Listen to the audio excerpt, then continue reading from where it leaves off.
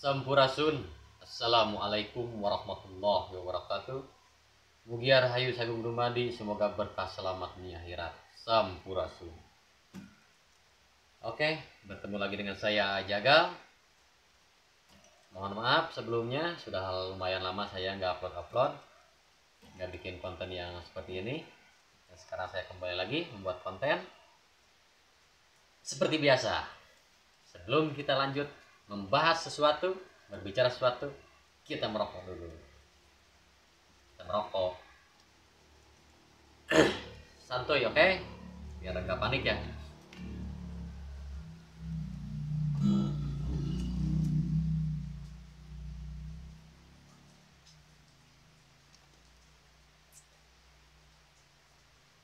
Ini saya kelamaan nggak main gitar lama banget, jadi agak sedikit kaku.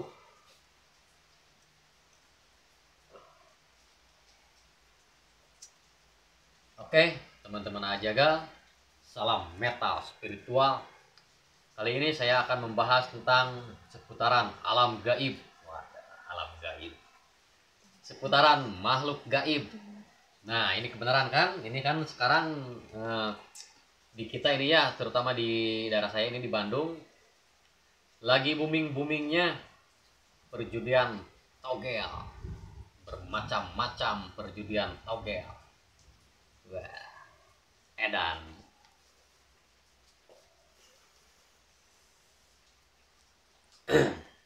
Berbicara tentang togel,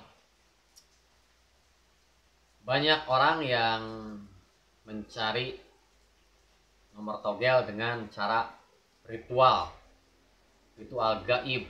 Ada yang datang ke makam-makam keramat, ada yang mendatangi pohon besar, ada juga yang ngerok beteng, iya bangkong, perut kodok, perut katak di ini di apa, dikerok pakai koin atau pakai sendok, nanti katanya bisa muncul nomor itu, padahal itu bukan nomor, itu urat. Uratnya kalau dikerok kan itu kan perut katak itu kan kalau dikerok kan nanti merah, sama kayak manusia juga kan, punggung kalau dikerok kan merah. Nah gitu. Ada juga yang ngupas pohon ini apa, pohon sirsak dikupas lalu ditempelin kertas papir, nanti muncul nomor katanya. Ada yang tidur di makam-makam, ada yang tidur di tempat-tempat angker, wah banyak sekali lah pokoknya. Dan ada juga yang sengaja ritual di rumah lalu datang dalam mimpi, banyak pokoknya. Memang sih dari perjudian togel yang saya tahu juga itu memang menggiurkan ya, dari segi masang yang nominalnya sedikit, jikalau menang nominalnya besar, wah memang menggiurkan. Tapi kan ya namanya juga perjudian ya.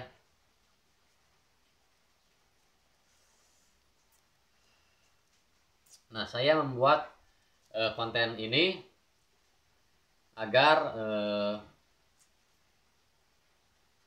mereka-mereka yang masih suka memasang togel bisa paham. Tapi sebelumnya mohon maaf ya, bila masih ada yang suka masih memasang togel, mohon maaf.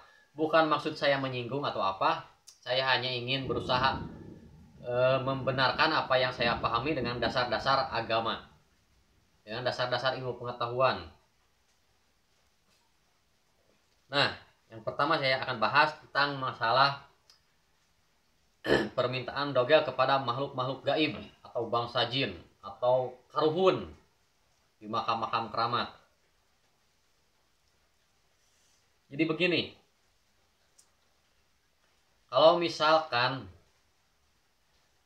kita datang ke makam keramat lalu melakukan ritual, lalu meminta nomor togel, lalu yang datang itu si makhluk gaibnya itu, yang datangnya itu konon karuhun dari makam tersebut. Nah, ini yang penting ini. Jangan tertipu.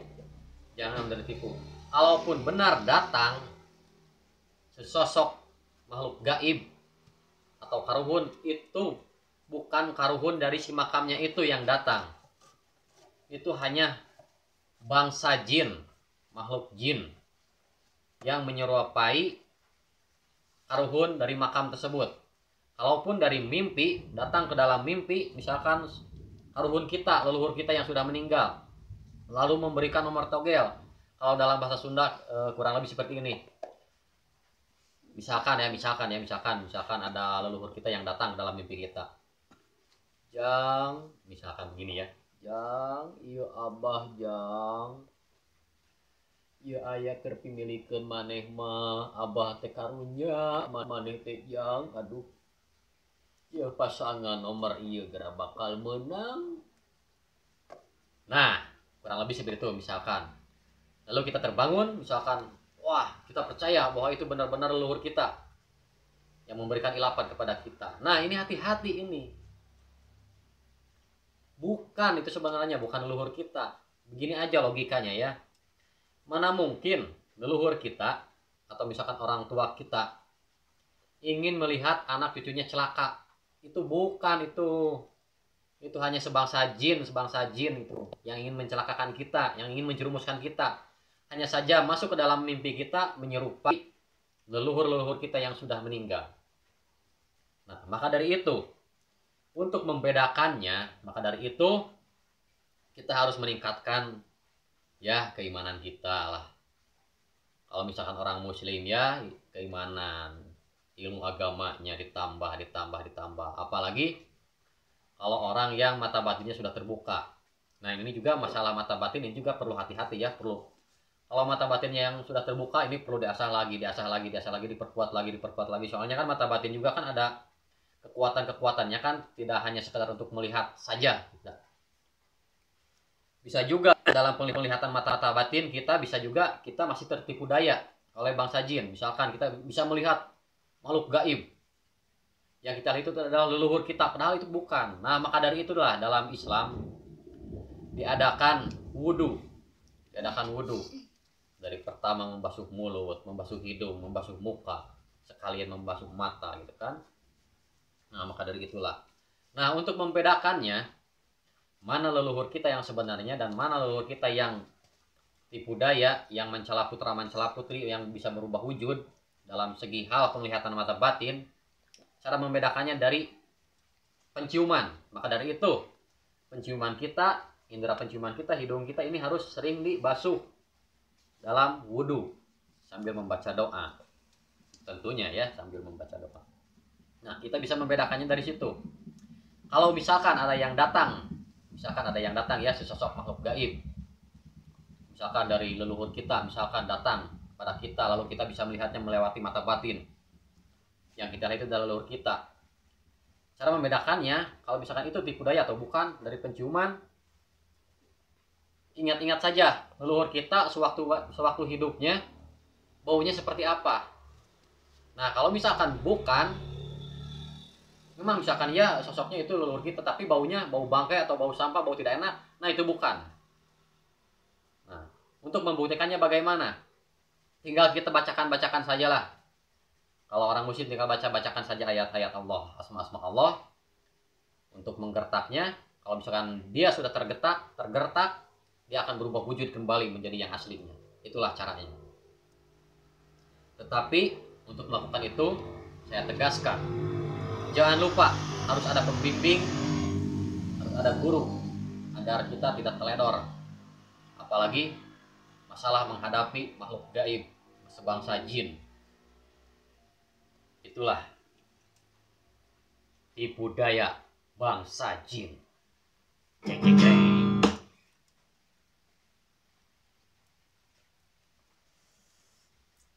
Cinta, bikinin susu jahe ya. Ini susu jahe saya.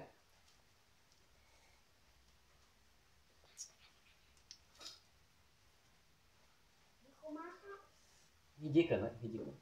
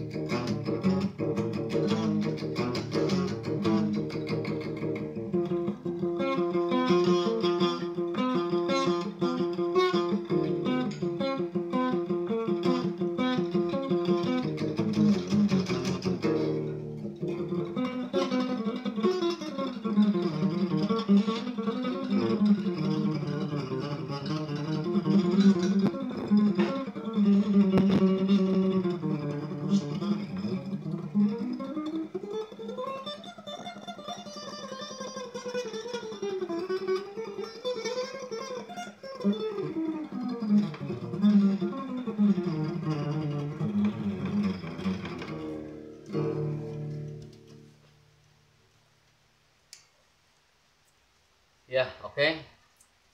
Mungkin itu saja yang bisa saya sampaikan. Tidak panjang lebar. Mohon maaf bila ada kesalahan. Mohon dimaafkan. Mugia Rahayu Sabung Dumadi. Assalamualaikum warahmatullahi wabarakatuh. Sampurasun.